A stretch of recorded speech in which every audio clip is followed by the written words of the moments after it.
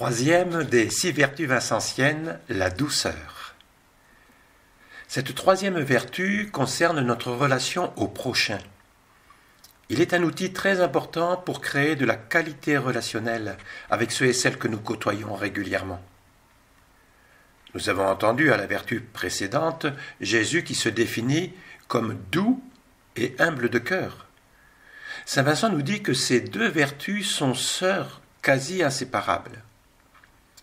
Dans le psaume 132, au verset 1, il nous est dit « Oui, il est bon, il est doux, pour des frères de vivre ensemble et d'être unis. »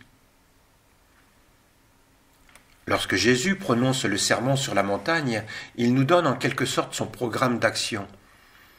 Il nous invite à endosser ses attitudes, ses particularités pour participer à son œuvre divine.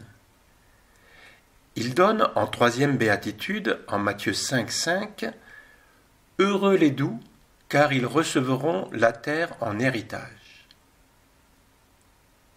Béatitude qui peut aussi aisément être rejointe par la 6e au verset 8, « Heureux les cœurs purs, car ils verront Dieu. » Ces deux indications de vie proposées par le Christ comme moyen pour correspondre au projet de Dieu, nous enracinent profondément dans l'humain, ce qui est de la terre, et nous ouvrent le chemin du ciel pour entrevoir dès maintenant la présence de Dieu. Saint Vincent revient souvent sur cette vertu indispensable à tout missionnaire de la douceur, celle qui ouvre le cœur de nos interlocuteurs, qui construit les relations fraternelles. Il nous montre combien cette vertu est un moyen très concret pour lutter dans les situations difficiles de notre existence. Le passage que nous écoutons nous offre une très belle page sur cette vertu. La douceur, messieurs, a plusieurs actes qui se réduisent à 3 principaux. Et le premier acte a 2 offices. Le premier est de réprimer les mouvements de la colère, les saillies de ce feu qui monte au visage, lesquels troublent l'âme et font qu'on n'est plus ce qu'on était. Une face sereine change de couleur et devient noire ou grise ou tout enflammée. Que fait la douceur ? Le propre de cette vertu est d'arrêter cela et d'empêcher qu'on se laisse aller à ses mauvais effets. Quiconque la possède ne laisse pas pourtant de sentir le mouvement, mais il tient ferme, afin qu'il ne l'emporte.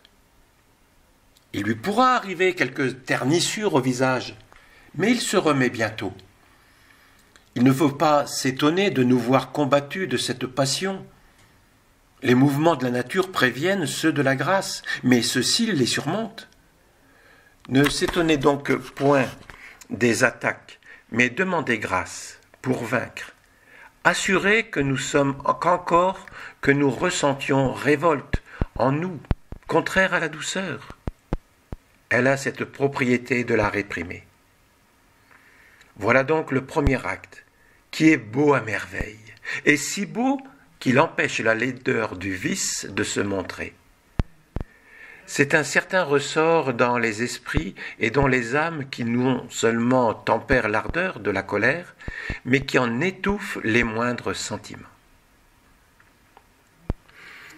Saint Vincent nous dit aussi, avec un certain humour sur soi-même, « Je dis que l'homme est ainsi fait que lui-même le plus souvent a occasion de se supporter lui-même.